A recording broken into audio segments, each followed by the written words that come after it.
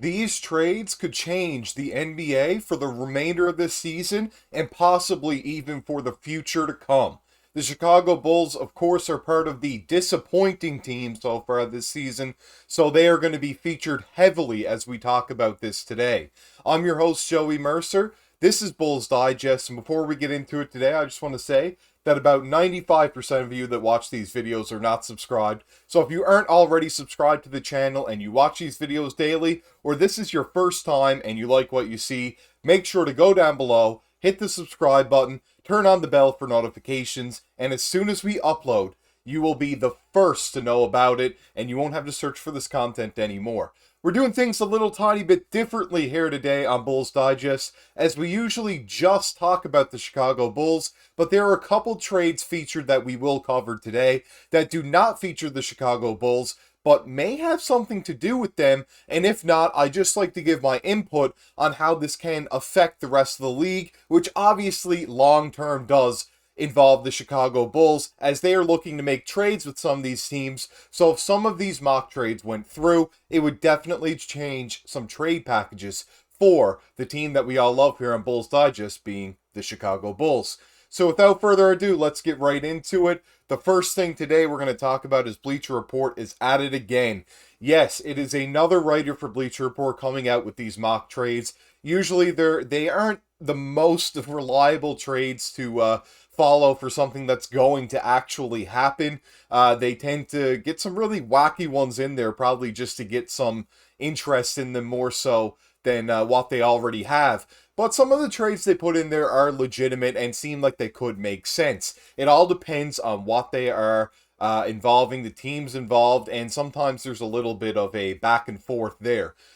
Sometimes there's a little bit of bias on that behalf, and we're just going to look at them and we're going to make our own opinion here on Bulls Digest, and then you, the viewers, of course, can make your own opinion at home. And I'd like to hear about all that down below in the comments, so make sure to leave a comment on this one for sure. The first thing that I saw in the article, and the article is titled, Realistic Trades for Bulls, Warriors, and the NBA's Biggest Disappointments by Dan Favale, I believe it is. I could be very wrong in that. I'm sorry if I butchered the name there, but that is what I'm getting out of that spelling. And the first thing it says here is approximately 1/4 of the 2023-24 NBA season is officially in the books. What we've seen thus far isn't necessarily enough to understand everything. Things can change, fortunes can turn. The competitive landscape at this state remains etched in pencil, not Sharpie. Still, this sample of basketball is nothing if not somewhat telltale. More pointedly, we know which teams are currently the biggest disappointments relative to expectations. Emphasis on relative to expectations. He then goes on to say, this will be the principle that guides which teams get placed under the hypothetical trade microscope. Win-loss records have a say in where we'll journey, but they're not an end-all. If you expected the Washington Wizards or Utah Jazz or Atlanta Emperors of the middle to be much better than they are right now, well, I honestly don't know what to say. Your optimism is enviable or something.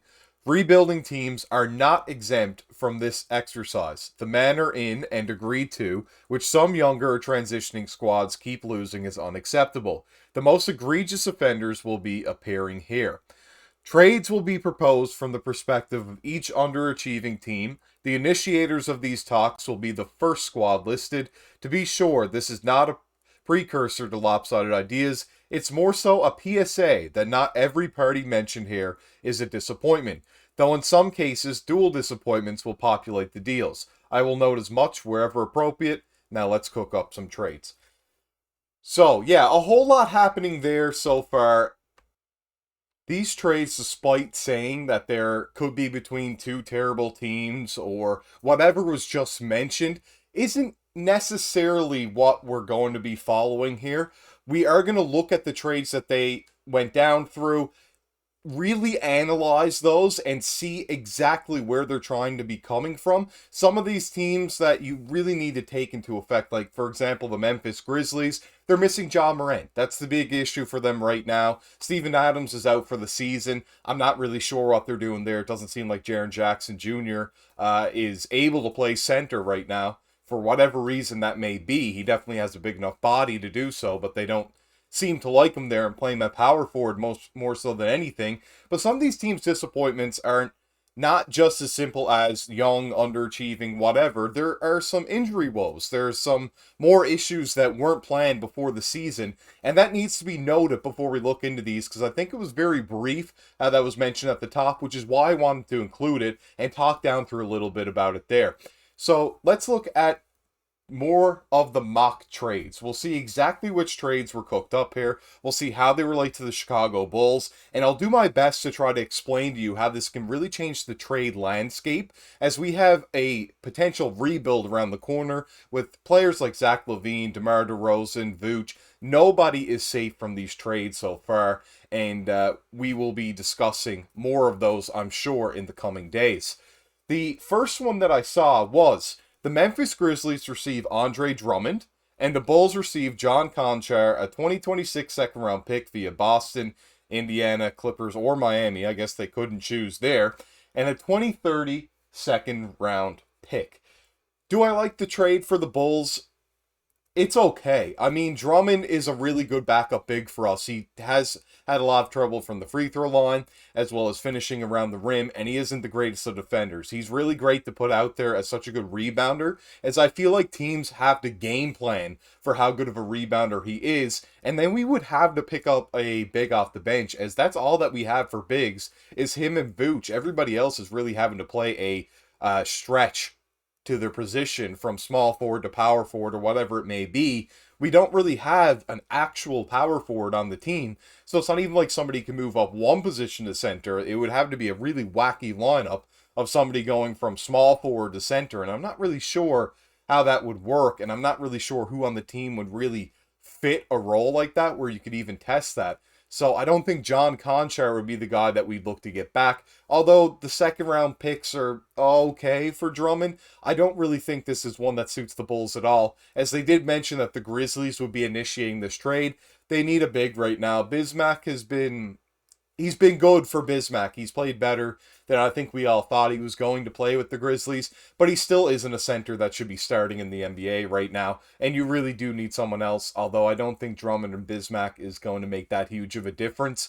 I think they should really look elsewhere if that's what they're going to be looking for. Unless it's short term, I still don't think that they're going to make even a push with Ja back if Drummond's the guy they're getting in. So on both sides, I say no, but I guess Memphis would be the ones that definitely would want this more than Chicago, as it doesn't really do anything for Chicago, even long term. The 2 seconds, it's okay. The next one that I saw was the Bulls receive Precious Achiuwa, Chris Boucher, Grady Dick, Gary Trent Jr., 2026 first round pick, top 8 protection, turns into 2 seconds if not conveyed. 2028 first round pick, top 8 protection, turns into 2 seconds if not conveyed once again. For Zach Lavine and Terry Taylor, so interesting to see here. I don't know if that would be enough to get it done. Grady Dick has some potential, but he hasn't shown much so far, and that is a little bit worrisome, although it's very early in his NBA career, so I'm not going to knock the fact that he was a high draft pick and has some solid potential, could definitely develop into a really good shooter. Precious Achiuwa, really stone hands, not great at catching the ball. He has shown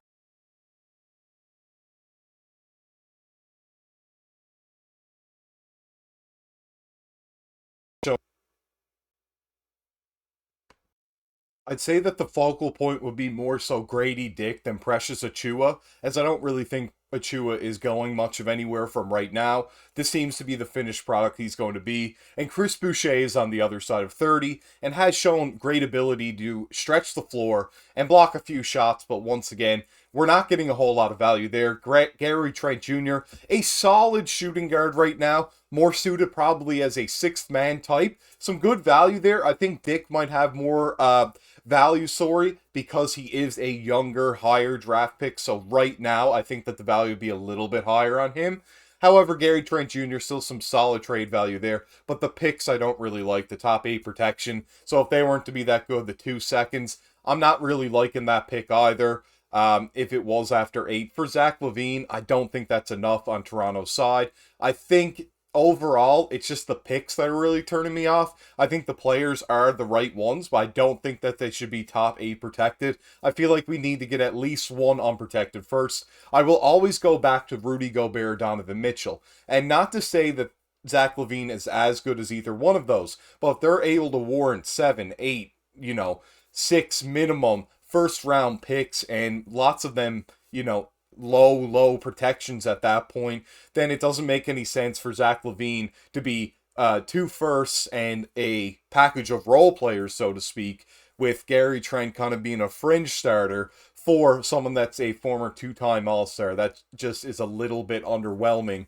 on my end. So I think the Bulls would say no, but the Raptors would definitely say yes in this situation.